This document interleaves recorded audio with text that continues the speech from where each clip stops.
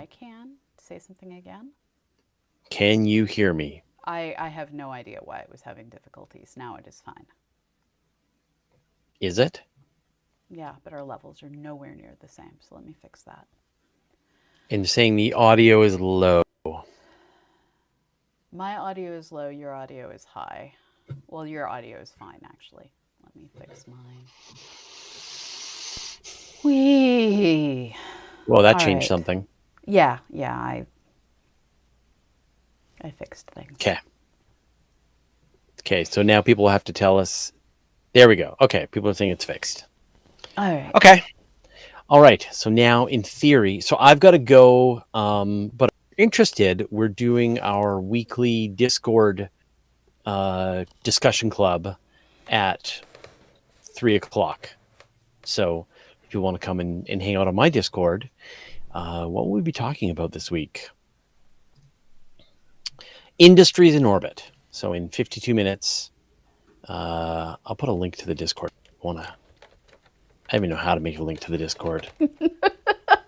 Hold on. I think that's it. There. All right, I just put a link to the Discord server. So if you want to come and talk to me and Anton and a bunch of other people about space industry, you can. That's where we'll do it. I just put a link in. It says Astronomy Cast, and it's like discord.gg/ a bunch of letters. Okay, let's do this thing. All right. I am when you're pressing record. I am pressing the other record. We are recording. I've also pressed record. Okay, here we go. Astronomy Cast, episode 648, Summer Observing. Welcome to Astronomy Cast, our weekly facts journey through the cosmos, where we help you understand not only what we know, but how we know what we know. I'm Fraser Cain. I'm the publisher of Universe Today. I've been a space and astronomy journalist for over 20 years. With me, as always, is Dr. Pamela, a senior scientist for the Planetary Science Institute and the director of CosmoQuest. Hey, Pamela, how you doing? I am doing well, I think. It feels dangerous to say that phrase right now. Yeah.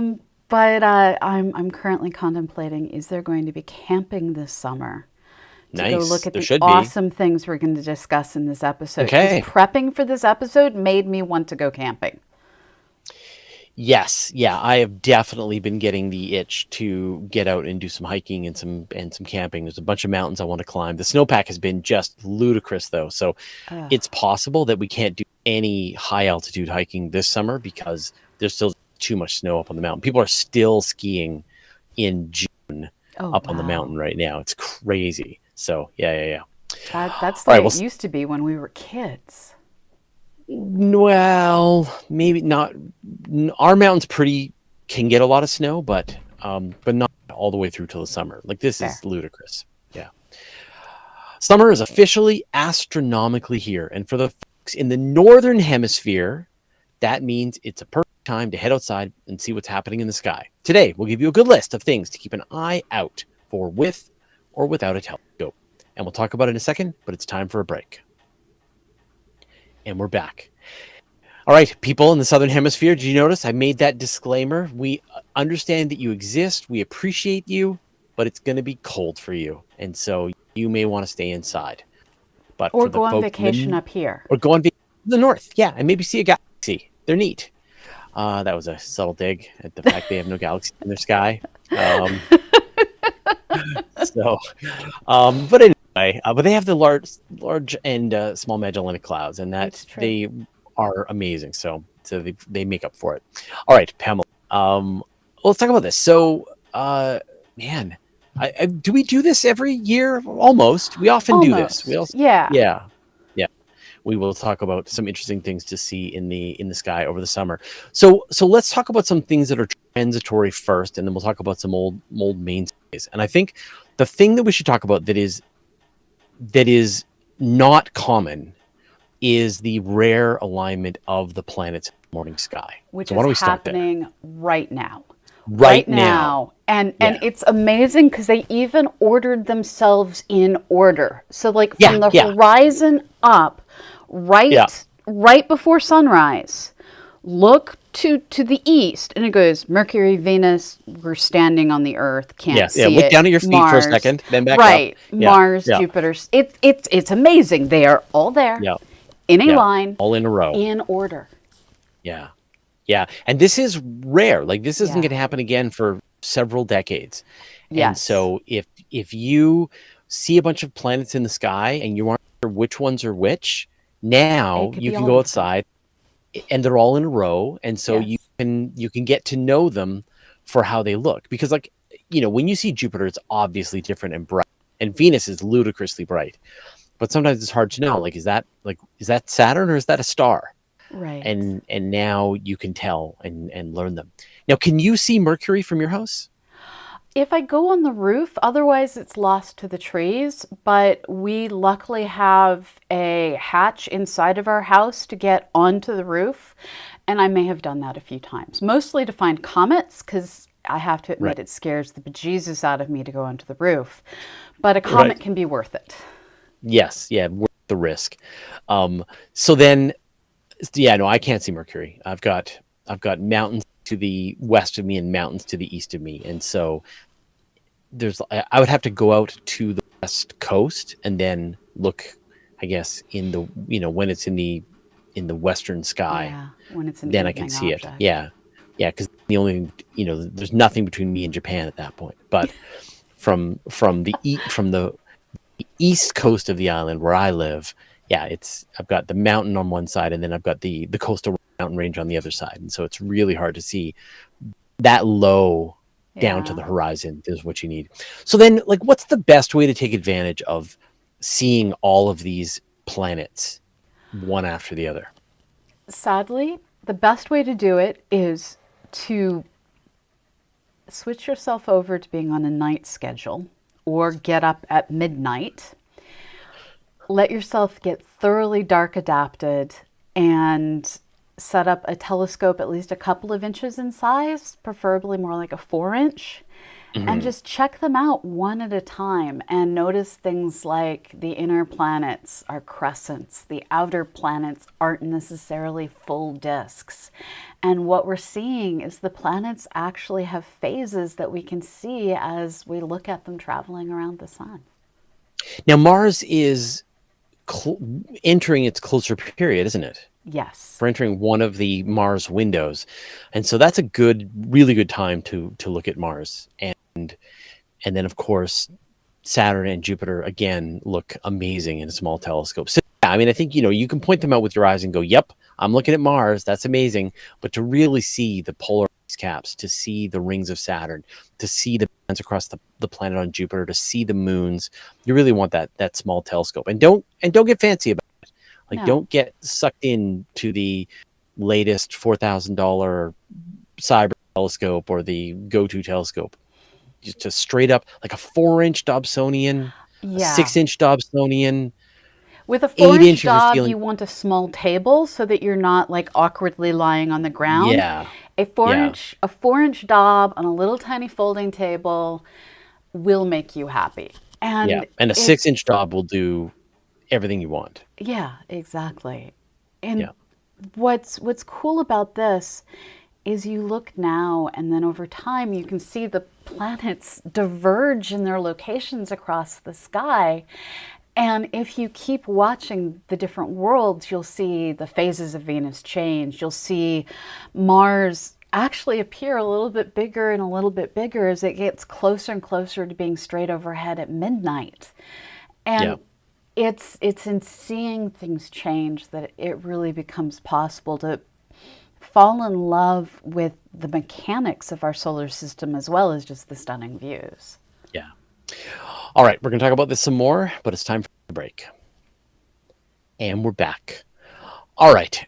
I don't think there's any other big events, any like non-standard weird events that are happening over the course of the summer. Do you think of anything else? So Mercury is doing its best to try and get itself noticed. So on August 27th, it is going to be at its greatest elongation to the east. This means it will be as far as it gets away from the sun in the pre-sunrise sky. And July 16th, which is going to be the Saturday after our last episode of the season, pretty much, it is going to be directly behind the sun from us, which means we absolutely cannot see it. And it's just cool to watch it as it comes out from behind the sun. And it goes from being as full as it gets, snuggled as close to the sun as it gets, to becoming more and more crescent as it goes towards those elongation phases, and then comes around so that we can no longer see it lit up when it's at the inferior conjunction. So watch it from late July through to September, and you'll be able to see Mercury go through all of its phases. So summertime for me often means that it's International Space Station observing season. Yes. And so what's sort of, because I'm so far north, during the summertime, the sunlight gets above the horizon and can hit the International Space Station for its entire journey across the sky. If it starts its journey just after twilight. And you'll often sometimes get 2 passes and sometimes even 3 passes. Well, that third pass, now you're like 90 minutes later, now you're 3 hours later, and so you don't get a full complete pass. But we can get 3 passes of the International Space Station visible from where I am, and it's just great. I mean, you go to a place like Heavens Above, or there's other places that'll let you estimate the time when the space station is going to head right overhead, and then you head outside. You tell you having your friends over for some cocktails, and you're like, hey, everybody, let's go for a second. And you walk outside, and then boom, there's the space station flying overhead. It's warm outside. You're pointing in the sky, and people are learning. They're amazed at this magic trick that you've just done to show them the International Space Station. I love doing that. And in fact, now with the Chinese station, with the Tianwen, there are other fainter objects that you can also find as well. Same thing. Use a site like Heavens Above. You can find the Hubble Space Telescope when it's flying above. You can find the X-37B. That one amuses me to no end. Yeah. The secret military space shuttle. You can find it. And then, of course, there will be Starlink launches, and you can track when those Starlink are happening. Yeah, you can watch the train as the satellites are moving past, and in this quite very noticeable train of dots that you can only see them for a day or so, and then they're too high altitude, and then they're invisible again. So, highly recommend that you do that. So, what about you?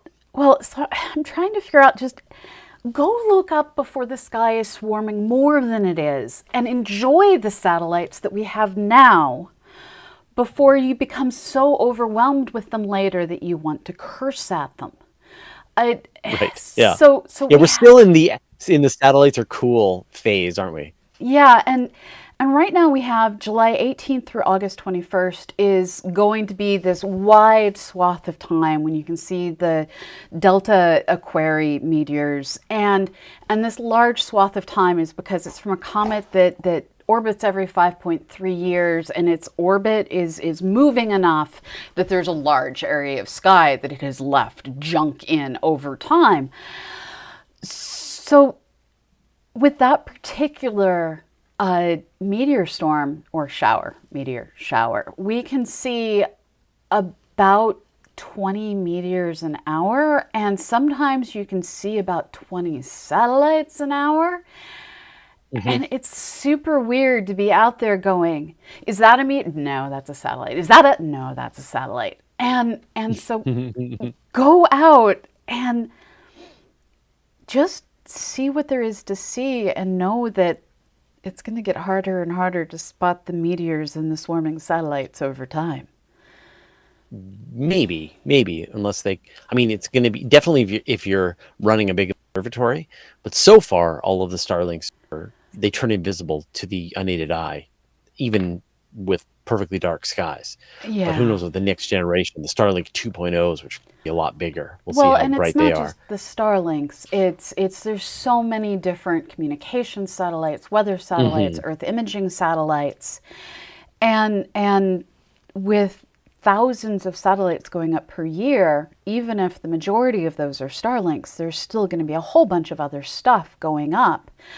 Now, luckily, a lot of these meteors can be seen in the middle of the night. And with the Delta Aquaris, we get a certain amount of new moon privilege with that new moon on July 28th, so that it's not wiping out the faintest meteors.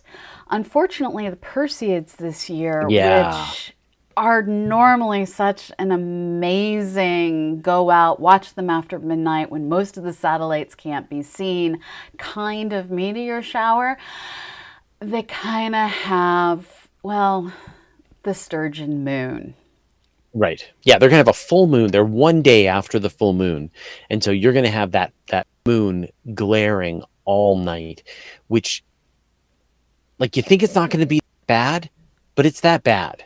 Like, if you go out there and there's the full moon and you're trying to see meteors and you would have seen a pile of them, but all you see is just the full moon, and it kind of sucks. Like, normally, like, if it's like a 3/4 moon, quarter moon, half moon, you can deal, but yeah, and full moon. Not only is it a full moon, it's our moon changes distance ever so slightly throughout its orbit. So there are times when the full moon is bigger, is brighter by a couple of percent. It's enough that you can see it in photographs. It's not enough that you should get super excited about a supermoon. But of course, the August 11th full moon that is interrupting the Perseids is one of those percent or so. Yeah, like they increase brightness by about like 30%. So it is noticeable, and it just makes it that much worse. So yeah, I like, and you know, because like normally we always recommend, like, okay, it's the Perseid meteor shower, gather your friends together, do some planning to find out where your nice dark sky location is, take some bug spray, take some chairs, take some hot chocolate, make an adventure out of it, and you will have a story to tell your family for years to come. No. And this year, just don't. No, skip it. Yeah. So I'm probably going to try and go camping that week between full moon and new moon and full moon, rather, when we'll be getting the very first few Perseids, and we'll still be getting the Delta Aquaris. But skip it. Like by all means, if you've got like a nice place, you can stand outside and have a good view to the sky, and you relatively dark skies, and you're okay to put up with the moon, then give it a shot and you'll see some. But yeah, it's not ideal. So I've got something interesting that I want people to keep an eye out for, and that is auroras. The sun is moving towards its solar maximum, and in fact, just the day that we're recording, or a day before this, a giant coronal mass ejection blasted directly at the Earth, increased auroral activities. People have reported seeing auroras.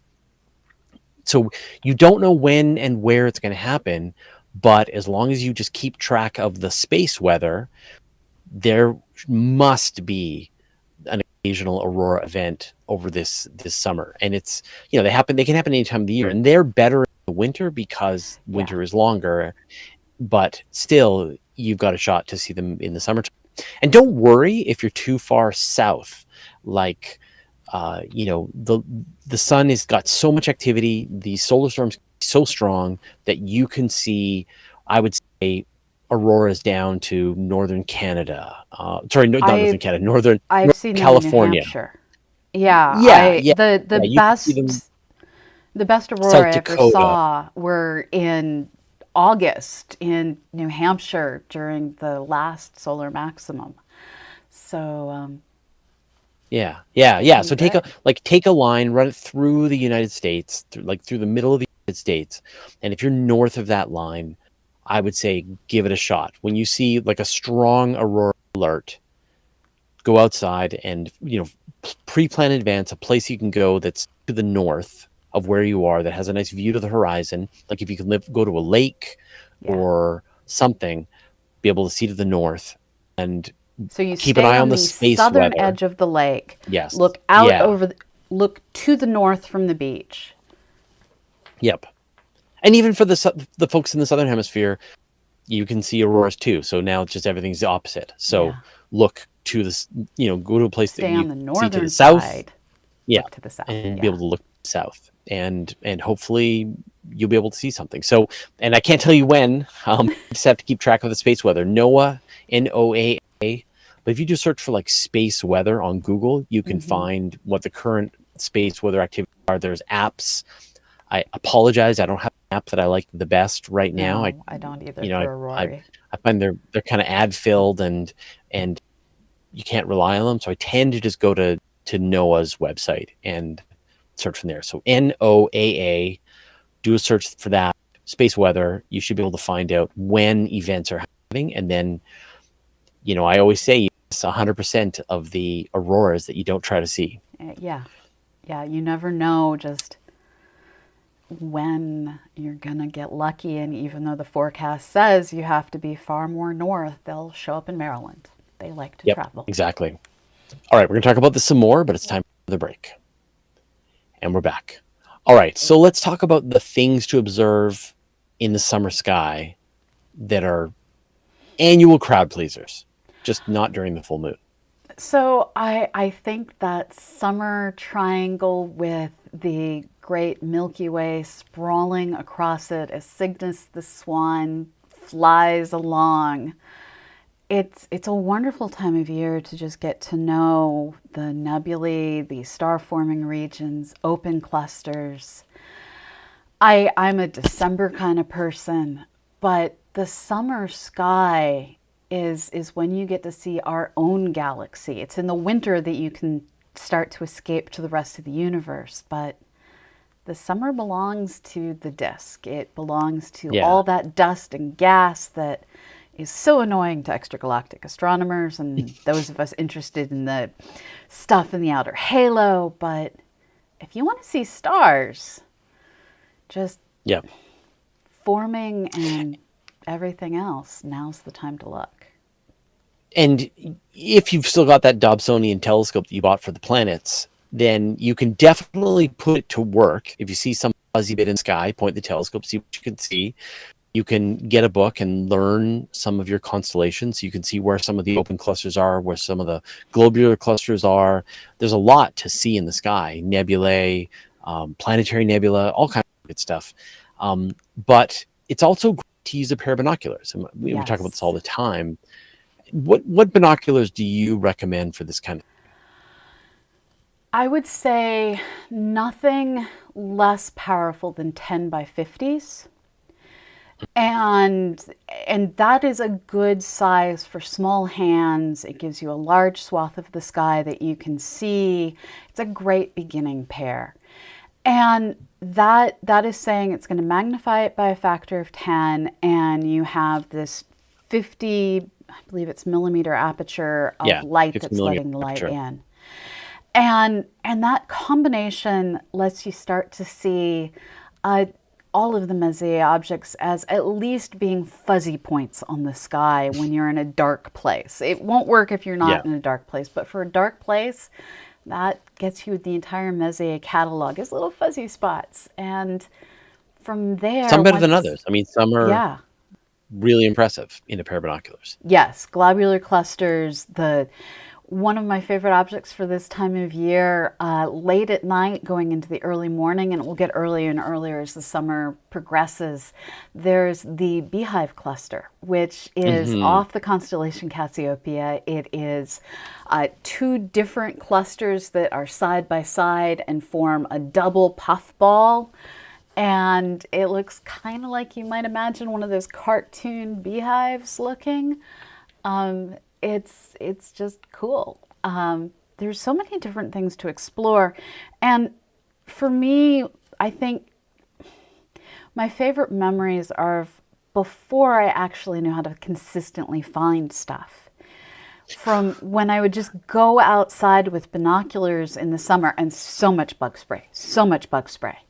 And just lay out in a hammock or on a sleeping bag on asphalt, not directly on the grass because ticks, people, they're a problem. And just look around and then try and figure out what it was I had just found. So doing things backwards, exploring, seeing what's cool, and then figuring out what it was I Yeah. had found. Yeah. I had the exact same experience where you take binoculars or my small telescope. I would see something in the sky that looked like a fuzzy bit. And sometimes you would see it out of your peripheral vision, and then you'd figure out exactly where it was, and then you would point your telescope at that fuzzy bit. And what do you know? It's something. It's an open cluster. It's a galaxy. It's kind of a great way to go about it. If there's a fuzzy bit in the sky, it's a thing. I've got a pair of the 15 by 75s from Yes. Celestron, and they're pretty beefy, but we use them all the time, both for the night sky, but also for like birds, wildlife here. They're great. So I do recommend them, but you have to be ready to. Bigger than that, you have to have a tripod. Yeah. I mean, you can buy like a 25 by 100, but yeah, they're I have a pair of those as well. Yeah. Yeah. And they're not the one you grab because they're just so tough. Yeah. Anything else that you recommend people take a look at this summer? So we haven't brought up Saturn, and Saturn's actually going to be at opposition on August 14th. And what is really cool is to make a point of looking at Saturn every opposition and seeing how over time we can watch the rings change their tilt.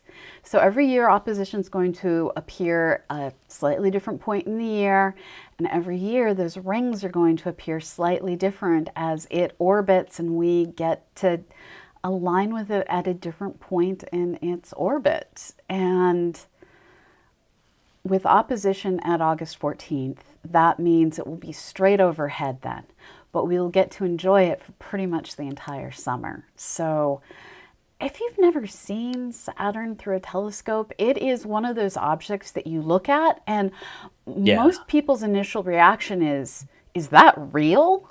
That can't be real. Yeah. Yeah, and it's totally real. It is totally real. So great. All right. Well, and don't forget about the moon. Moon's going to do its regular moon things. So if you, again, are outside, definitely check out the moon and take note of how it changes over the month. Take a look at when you see that first crescent, and then take a look when it's a nice, like when you see half of the moon, and then see how terrible it looks when it's a full moon. So June 28th is that new moon, and then sadly August 11th, destroying the Perseids, is that full moon. Go out and watch it. Sounds so good. All right. Well, thank you, Pamela. I hope everyone takes some of our advice and let us know what you saw this summer. Sounds awesome, Fraser. Thank you. And thank you to all the people whose names I forgot to open ahead of time, making our editors' jobs that much harder. Please hold. Sorry. Today is the 20... Which names am I reading today? 27th. Today, okay. And thank you, Fraser, and thank you to all the people out there in our audience who make this show possible with your generous contributions through our Patreon. We know that in these times of rising everything prices, it's hard to find the extra to give. And to those of you who can, thank you. This week, I would like to thank Smensky, Peter, John Drake, Dean, Sean Freema, Blixa the Cat, Tim Garish, John Useth, Corinne Dimtruck, Roland Vamerdam, Benjamin Davies, Arctic Fox, Claudia Mastriani, Brian Kilby, Nalia, Lou Zealand, Jordan Turner, Lee Harborn, Jason Carducas, Olivia Brienne Zank, Ron Thorson, Papa 1062, Robert Hundy, Kim Barron, Vitali, Paul Esposita, Arthur Latz Hall, Frank Stewart, Ganesh Swarminathon, Bob Zatsky, the Air Major, Ruben McCarthy, Time Lord Iro, Jeff McDonald, and Iggy Hammock. Thank you all so much. You make what we do possible. Thank you, everyone, and we'll see you next week. Bye-bye. And then they saved. All right, so I know you have just a few minutes before you need to take off. go. I just have to leave like exactly at 3. Okay, so we're doing okay. Yeah, yeah. All right, so let me pull up 6:48. the Twitch chat.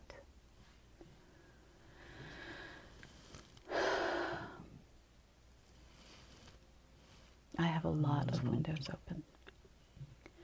All right, so let's see what we have here.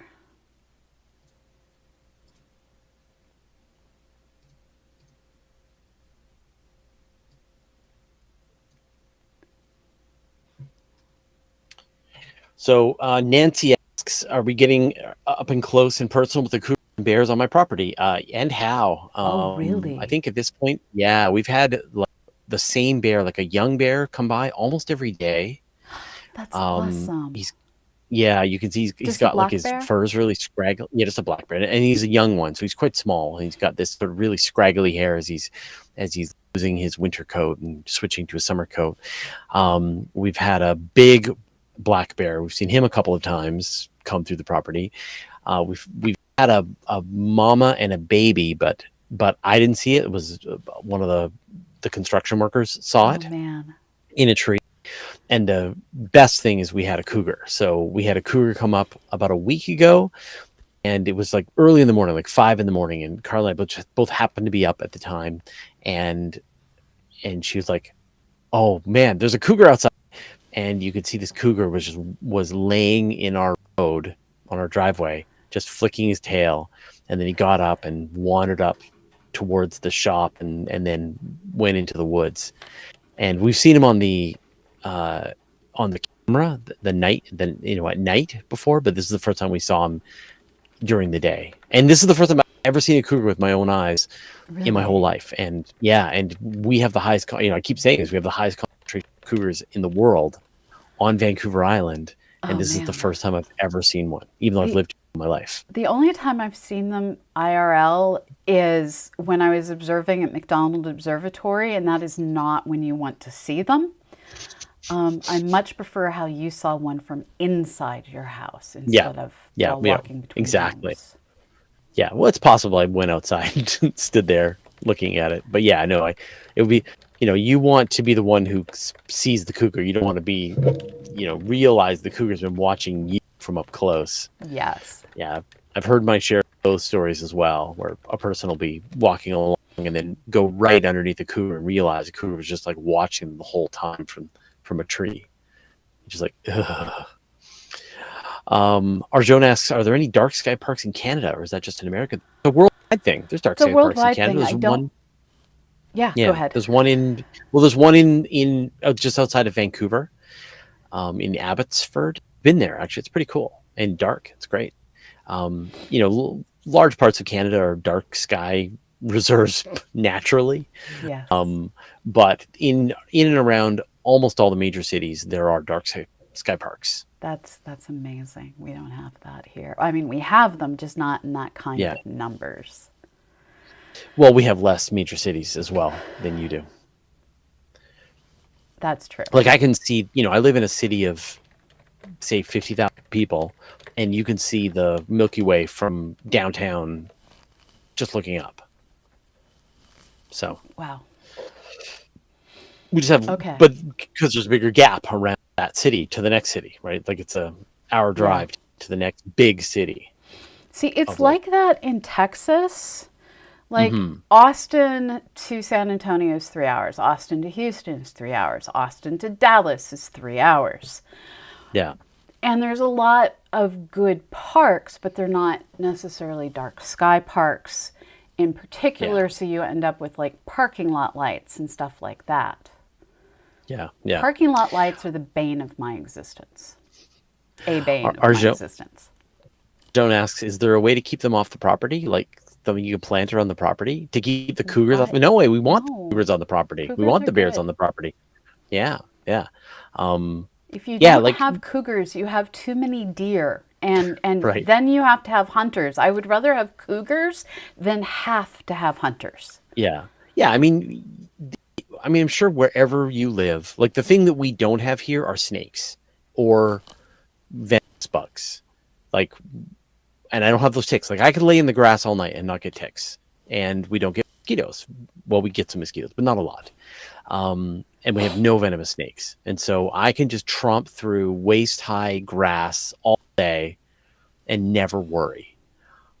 So when I went to like Louisiana to visit, like I was freaked out all the time. Like I'll take it raining cougars over venomous snakes in the grass everywhere. So It's the you ticks just that get me, because like yeah. I mean, we have ticks, but we don't have like I've seen pictures of people, like especially on the East Coast, like in New York and stuff, where you just like put your foot down, it's crawling with ticks. Like here, you get that. yeah, here. like I've never had a tick in my life.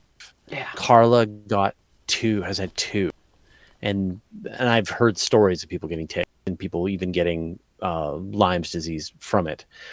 But we don't like you do a quick check. You do a quick tick check after you've been doing incredibly risky activities. That's the way we roll here. Yeah. Like just let me just check, see if I have any ticks, and I've never had ticks. So yeah. Yeah, and then mosquitoes, like we have mosquitoes sort of in the early spring, or sorry, late spring, like right about now if it's been wet, and then everything gets too dry, and then there's just no ticks. So, no mosquitoes. Any other questions? I'm not seeing any other. Okay, Fernando Salazar asks, what would be the best place in the world to just sit outside and look at the night sky with the naked eye? Atacama, Arizona, Perth? Atacama, I would say, is pretty close. If you can be up in the Atacama Desert, Yeah. Paul Sutter took a adventure down there with a people, and he said the skies there were just off the charts. And then using using a telescope just took it to the next level. Yeah, I went glacier climbing when I was a teenager in the Caucasus Mountains, and that was the best skies I have ever seen. But any good observatory will also have stunning skies. The difference being that even the best observatory is going to have the periodic light leaks here and there, whereas if you're camping in the middle of nowhere, then there's nothing. Yeah, Nothing. and the best sky that I've ever experienced was in Australia. So we were in off the beaten trail in Australia. We weren't in the outback, but we were sort of along the east coast, the northeast coast, away from major centers, and the sky was just so dark and so filled with stars. And there, the Milky Way goes right overhead, and so we're here. Milky Way is just down towards the horizon. There, it's right overhead. Amazing, absolutely incredible. So, I highly recommend the Australia skies.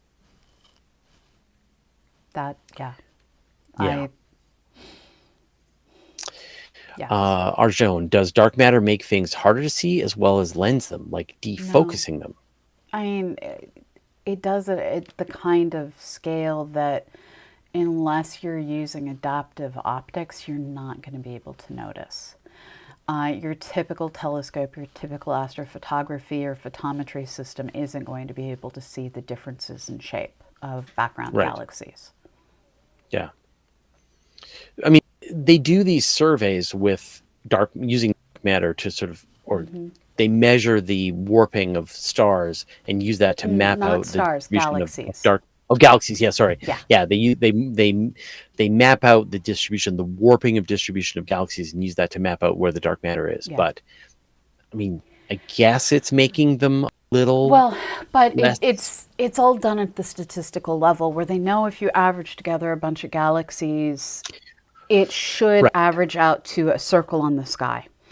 Because some will be tilted like this, some will be, they come in random orientations, and the average of that randomness should be a circle. But if you look at a large area and you find this area over here skews towards teardrop, and then as we look across the sky, it skews towards oval in a continuous way, that allows you to map out the distribution of dark matter that is causing those deviations around from circle. Right. Let's see if there's any other questions. Arjone asks, what do you need for astrophotography? What cameras would work? I'm really becoming a fan. I haven't got one yet, but I'm going to get one. Is a tripod with a motorized mount for putting the Yes, DSLR on top. I want to do that as well. I don't have one. I think I Yeah. need to get sound insulation for this room first. But yeah, I have to admit, I really love going out with a 55 millimeter or smaller lens, so like 55, 18, and Hmm. doing a massive landscape photo. Yeah. You can do really cool stuff where you do a long exposure to get like the Milky Way out over horizon, and then flash your flash right at the end, and then you get the Yeah. landscape. And Yeah. I love doing stuff like that. Yeah. So with the tracking mount, you can, your camera lens can track sky for a minute or two. And And that's where that, you start to want like the 100 millimeter, the 200 millimeter lens. yeah, I mean, even a 50 is fine. Yeah. With a 50 millimeter lens, you're going to get star trailing after 10 seconds. So you can't do very long exposure. But with the tracking mount, you can do a Right. much longer exposure because it's just tracking the movement of the Earth and keeping the camera on position. So they're a good way to go, and they're not that expensive. They're a couple of $100. You attach them to the top. Either they come with the tripod, or you can just attach them to the top of your existing tripod, and they're just Hmm. like a wedge that is the angle of the Earth's tilt, Yeah. and they work great. I mean, because then you could, you already have a DSLR, you're already using it. You're only adding a couple $100 to your kit, and now you're Hmm. taking pretty amazing pictures. Like people take pictures of Andromeda or the summer nebulae, Yeah. sky clusters, things like that. They're quite impressive. So that's a good way to go. Once you want to take pictures, then actually, like the kind of telescope that we're recommending, the Dobsonian, is pretty bad for Yeah. taking Don't pictures. use that. No, you need a And so Schmidt-Cass. you need but what it's really about is the mount. I mean, you can take pictures with the Dobsonian as long as you have a really weird good mount. It's really hard to balance a Dobsonian. So the other thing you have to think about Hmm. is the motor that is tracking the sky has to constantly fight against all the different distributions of the weight in your system. So a Dobsonian will typically be balanced so that that hinge that it's on that allows it to tilty-turny is right at the center of mass for when you have an eyepiece on it. Now, if you're trying to mount a camera up there, that's going to change the distribution of mass of your telescope. So now you're Hmm. trying to Hmm. figure out how to stick a counterweight on the butt end of your telescope, and it just becomes a hot mess. Yeah. Yeah. With a Schmidt-Cass, everything is at least in a line. So, and you can move it back and forth on its dove plate as needed. And so it's a much simpler system to be able to balance and get your tracking system to be able to struggle less against the added torque of your camera. Yeah. I mean, I really prefer a refractor for doing this kind of thing, but I like because a they don't refractor require for any my collimation. eyes. Yeah. Yeah. Yeah. I mean, it's hard to argue with just the size of a Schmidt Cassegrain Yeah. of a reflector. But yeah, so the problem is that if you want to get started in astrophotography, if you've already got the camera, you go and get a 200 millimeter mount, and they can be reasonably inexpensive if you don't have like a lot of glass. Yeah. And then you get one of these tracking mounts, and now you're only spending whatever, a couple $100 above the camera, and now you're taking pictures that look like they were taken with a telescope because a 200 millimeter lens is a telescope, It is. It right? really is. Yeah. But then if you want to go the traditional astrophotography route with the Schmidt Cassegrain that Pamela's recommending, you're in for at least $1,000, more like $2,000, and you're getting pictures that you're kind of disappointed with. So, and Yeah. it's a completely separate machine. You can use your camera with the telescope, which helps, but it's just really tricky. Like you just got to get to 3,000, 4,000, 5,000 to get to the point where you're feeling happy with the gear that you've got. And so that's So why.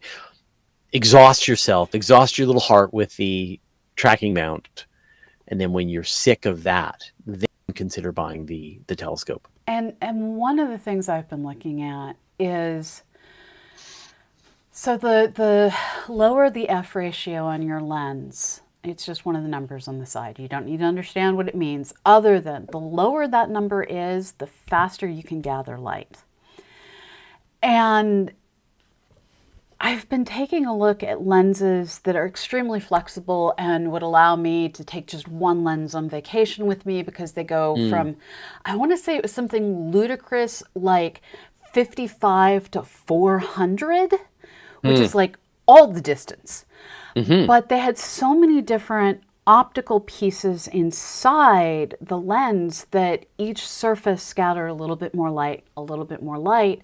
And so you would have to take longer duration images to catch the same number of photons as if I bought a lens that was only 400, a lens that was only 55. And so you have to figure out how to balance. All right, so I'm an academic, or I am a whatever it is that you are, and I only earn so much money, and so, okay, do I get this one lens that will allow me to do everything I could ever possibly do, but imperfectly? Do I instead buy 3 different lenses that... You have to balance it all out. And I don't know how to answer that question, even for myself right now, I have to be honest. Yeah. I mean, I think like there's something great about having like a 50 millimeter lens. I have one of those. Yeah, it's amazing. Yeah.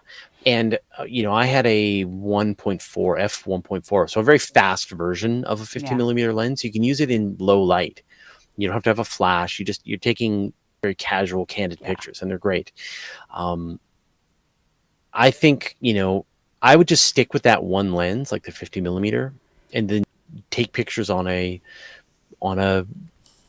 tripod, with a mount, and just exhaust what you take pictures of, because you will be amazed. You take 100 5-minute exposures of Andromeda as is crossing the sky over the course of a night, and you will have a picture and then you stack it, you'll have a picture you're very proud of. Yeah. And you'll know what your limiting factors are. Oh, I need a 100 millimeter lens. But I love like my 100 millimeter. That's my go-to lens. Yeah, we have a 100 millimeter for macro, but it also works well for this kind of thing as well. Photography is amazing. Yeah. So anyway, that's my recommendation is to get started into the hobby of astrophotography. Go the DSLR tracking mount route before you go and buy the big telescope. Have a nice Dobsonian, then the tracking, the DSLR, and you just keep. Yeah, exactly. Yeah. And then eventually you turn your camera into a telescope. That's true. with the lens that you're putting in front of it. So let's see. I'm getting teased about all the clouds I attract. Keeper is pointing out she attracted clouds in the desert when the relative humidity was no more than 10%. This is true. This is true. Lehman LA is asking, have either of us ever been to Joshua Tree, California area to Stargate? Together. Yes, we have. Yes. Yeah, we were there about 3 years ago, just before the pandemic. 2019. We were there for end of June, beginning of July 2019. And the sky was amazing. Yeah. Absolutely incredible. Want to go back? And I only got one night at the sky because I brought clouds. Yeah, you did. You rushed in with clouds, and then we got one good night of observing it. It was incredible. Yeah. What was the thing that we saw? You saw a scorpion. I did see a scorpion, yeah, at night. But there was something else. Oh, I forget what it was. I mean, it brought like a really big telescope, like a 20-inch Dobsonian. And so I was able to see like the Ring Nebula, and I was able to see the nebulosity in the middle of the Ring Nebula with my eye. Like you see the green inside the nebula with your eye, which is, you only get that with a picture. So it's kind of amazing to see something like that with your own eyeballs. All right. I think, like I said, I've got to go and jump off to this next event, so we should probably shut things down. So we're going to do, I guess, 2 more episodes, right? Yes. So next Monday, which is 4th of July, we are going to record an episode on NASA's many moments of ruining holidays. Okay. And then after that, we are going to record later in the week. We won't be recording on Monday. We're going to be recording the day after JWST's first round of science pictures come out, and that will be our last episode of the season. And our first episode of next season will be dedicated to all the science that came out from JWST during its first few months of science operations. But this is it. This will be the moment that Pamela will officially acknowledge the existence of James Webb. So it is true. This will be a very special moment. All right. Awesome. Well, thank you, everyone, for watching us both on YouTube and on Twitch. Thanks to all the moderators. Thanks to Nancy Graziano for keeping everything organized. Thanks to all of the editors, producers who help us behind the scenes on making Astronomy Cast every week. Couldn't do this without you. Thank you, Pamela, for joining me this week and engineering the episode as you do it. It's great to be able to do these episodes with just my hands just hanging around beside me without me having to madly engineer things. It's great. And I will see you in 2 more hours for the weekly Space Hangout. That's right. We'll be back in 2 more. So again, I'm going to do my Discord chat. So if you come and join, I'm just going to put a link in the Astronomy Cast right there. So we'll be talking about industry and space, and that's like just a live chat with me and anyone who wants to talk. And then we will be back again in 2 hours with the weekly Space Hangout. All right. Sounds awesome. Thanks, everyone. And see you all later. Bye-bye. All right. I don't